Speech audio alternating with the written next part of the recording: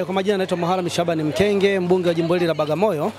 Kwanza leo tumekuja hapa Mapinga kwa ajili ya uzinduzi wa ofisi ya madereva wa bajaji katika kata ya Mapinga, Kelegi na Bagamoyo, ambao leo wameamua kupata ofisi yao na kuizindua rasmi. Kwa wamenialika kama mgeni rasmi. Kwa hiyo ni tukio ambalo la kufurahisha kwa sababu hawa madereva wa bajaji wana umoja wao ambao ni wa siku nyingi, ambao kwa wamepiga hatua kubwa sana. Mpaka sasa hivi wana zaidi ya bajaji 72, lakini kikundi chao kina watu karibuni 405 ambao wanafanya kazi hii ya udereva wa bajaji kila siku kutoa huduma kati ya Bunju, Boko, Mapinga mpaka Bagamoyo.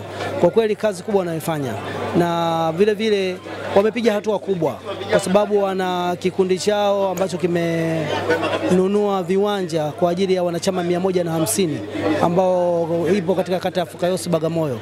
Kwa hiyo mpaka sasa hivi bado wanaendelea kufanya kazi kubwa kabisa na ambayo itasababisha wawe na maendeleo makubwa sana katika hii sekta ya usafirishaji wa kutumia bajaji. Jina langu ni Kurwa Msafiri, mwenyekiti mmoja wa madereva bajaji Mapinga, Kelegi na Bagamoyo.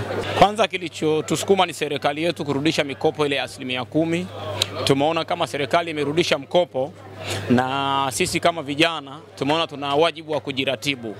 Lakini uwezi ukaenda ukakopa serikalini imeturejeshia mikopo, serikali ijui na kupata wapi. Kwa hiyo jambo la kwanza tukasema tupate ofisi au anwani kwamba sisi tunapatikana hapa. Kwa hiyo basi tumefanikiwa kupata ofisi yetu hapa kwa Kibosha. Mdau wetu ametusaidia. Kwa hiyo tutakuwa tunapatikana hapa. Kwa hiyo muunganiko huu wa umoja wa madereva, tunajua ni kundi kubwa, lakini tunaamini umoja wetu ni nguvu yetu ya kwa pamoja kwa ajili ya kuikwamua kiuchumi. Wajibu wa serikali ni kutengeneza mazingira. Serikali imeshatengeneza mazingira ya mikopo ya 10%, na sisi kama vijana tunakwenda kujiorganize, tunakwenda kufaidika na hiyo mikopo. Tunaamini mikopo ambayo haijawahi kutokea, lakini imetokea kwenye serikali yetu ya awamu ya 6. Tunamshukuru rais wetu, tumeona ya kwamba amekuwa anaboresha miundombinu kila itwapo leo utendaji sisi kazi. Faini za barabarani ametupunguzia kutoka 30,000 mpaka shilingi 10,000. Kwa hiyo kama rais anawaza, anatufikiria si kundi la maafisa usafirishaji wa kipato cha chini, tukaona sisi ni wakati sana sisi wa kuanza kuwaza. Mazingira yameshatengenezwa, miundombinu imeshatengenezwa, na sisi tunajikwamuaje? Tumekusanya nguvu yetu ya kwa pamoja. Tumechangishana wenyewe kwenye umoja wetu, na michango tulianza na 500 ya kila siku. Baada ya 500 tukaja 1000 kila siku. Kwa hiyo mpaka sasa hivi tumefikisha wastani wa almost wa milioni 54.